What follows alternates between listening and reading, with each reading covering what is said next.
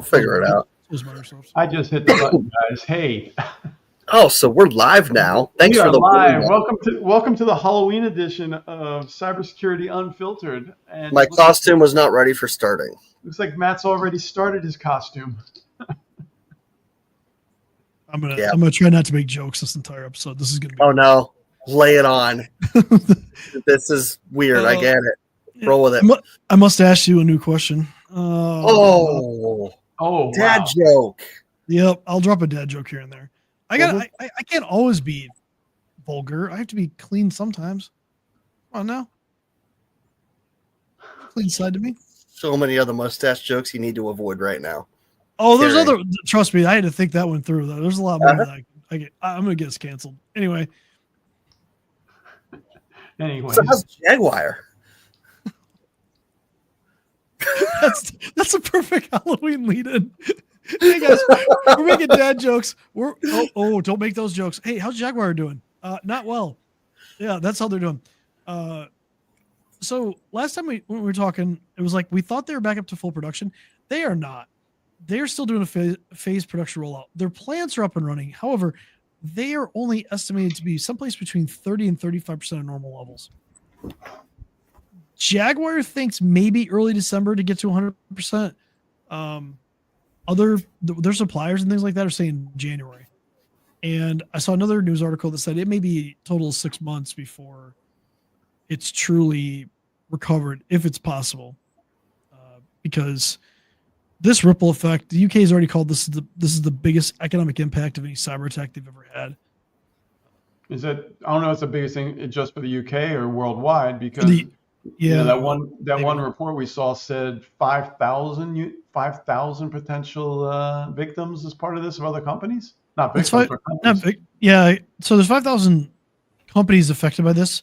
250 of the suppliers have received 200, I think, million pounds out of the 500 million pounds that was set aside. But they were focusing on the tier 1 suppliers for that and not really the tier 2 and tier 3. Rolls down. The suppliers supply the suppliers. There's employees everywhere. So we want to talk about victims. This is huge. Yeah. So you have 250 that have got money, but then you have, another 4,750 that haven't. There's at least 5 right now that people know of that have filed for administration, which is bankruptcy effectively.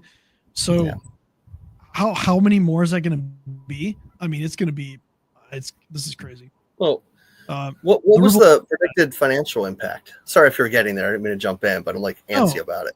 So they anticipate Jaguar Land Rover anticipates someplace in the neighborhood of like $3.5 billion of lost revenue. No, is that just Jaguar or is that? That's just them. That's just them. So that's just them. So that's not even counting like the overall impact of the economy with how much this crap is running downhill. Right. Dang. That's the problem. And the UK, I think, gave Jaguar Land Rover, a $1.5 billion loan. So it's crazy. This is absolutely. This is something that, like, we're sitting over here across the pond, if you will, and we've never seen anything like this here, because one company doesn't. We have more industry here, right? So, like in the UK, they can only have so many manufacturers. Obviously, Jaguar Land Rover is one of the biggest ones there, but that's not to say this can't happen here. And actually, the economic damage would probably be far worse. Like I said, I live in Metro Detroit, man. I got Stellantis, Ford, GM. I couldn't imagine what the ripple effect of that. I almost wonder if there'd be more diversification though, because one supplier might not be specific to that one huge manufacturer. Like I don't really know, but I would hope maybe a brake manufacturer like Brembo. They make brake pads for at least the big 3. I'm hoping, because frankly, this is scary, and I don't want it to happen here. And that's the big thing everyone needs to think about on their businesses, large or small, is how diversified are you? Do you have that one big client that's feeding everything? Well, you guys know as well as we, you guys know that. Like, when you're a small business, it sucks to have a company that's like a majority of your revenue, but like sometimes that's reality. Sometimes, the scary part there is even if these 500 manufacturers, plus the ones under them, sorry, the number's so big I can't get my brain around it, but they did nothing wrong. Maybe their cybersecurity is perfection. I doubt it, but the point is it didn't happen to them. It happened to someone that they usually get money from, and it just stopped. That's wild. I mean, and it's not just them. It's all the local economy. It's all the stuff around them too, right? Like we keep focusing every time we talk about cyber attack, we focus on the one victim. Mm-hmm. And the truth is there's a lot more victims than that. Yeah, they didn't get hit by the cyber attack, but they are collateral damage to whatever that attack was. And in this case, 5,000 companies. But what about like when the people go out for lunch? Yeah. Right. What about delivery driver stops for coffee on the way? Well, everything's like at full capacity. I don't want to say there's an infinite number of other things that can be affected, but like there's a lot. I'd like to see the total economic impact to the UK on this attack, but I don't know if we'll ever get the number because I don't know if I'm not sure they could even come up with that. Quantify it. I'm sure they'll have an estimate. And they've had a rough year with Marks and Spencer having an attack, and I forgot the other one, but like it's been brutal. Mm-hmm. And this stuff isn't slowing down. It really makes you wonder, like, what are we not doing right? Clearly something isn't working. Like we talk cybersecurity, we talk IT, you know, we're providing just like small, medium businesses, but even these large businesses are broke. There's something wrong. They couldn't put money where it needed to be to stop this or catch this, which is well, I mean, everything's so complicated. The basics, right? But have we become so complicated that it's I don't want to say impossible, but it's become very challenging to secure a company. Yeah, like I think sometimes that's a good discussion though. And we all love technology. We all love automation. We all love the fact that they probably had orders automated through ordering process of, hey, we have this many cars coming through the line today. Therefore, next week, these orders need to come in. But, I mean, when that stops like this, could there be a fallback? Could there be some simpler plan in place? Or should we rely on it this much? I mean, maybe I'm throwing us technical folks under the bus here, but sometimes reliance on something to this extent, I don't know. It's a little scary. Small businesses are easier to secure than a large business. Let's be much realistically speaking. Jaguar Land Rover was very advanced. A lot of their stuff was automated. People simple structure. Say again.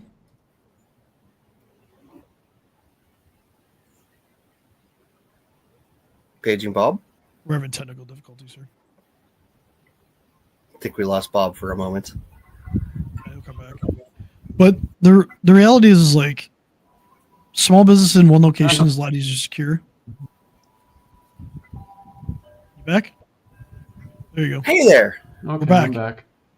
I think. Yeah, you're back. Yeah, you're back. What were you saying? I was saying small businesses are easier to secure because they're smaller, and less people. You know, they take the people aspect out of it, but it still only takes one. Less to deal with. Yeah, it only takes one. Yeah, I mean, they can be one location, they can be two locations. Yeah. Whatever. But you look at how advanced, you look at these large companies, and something's fundamentally broken. Some people make bad decisions, and sometimes they make bad decisions, right? If it is true that their outsourcing of help desk or something like that led to somebody making a decision that gave the attackers access to their network, and this is the third company in the UK that has done this. If that is true, who do you blame?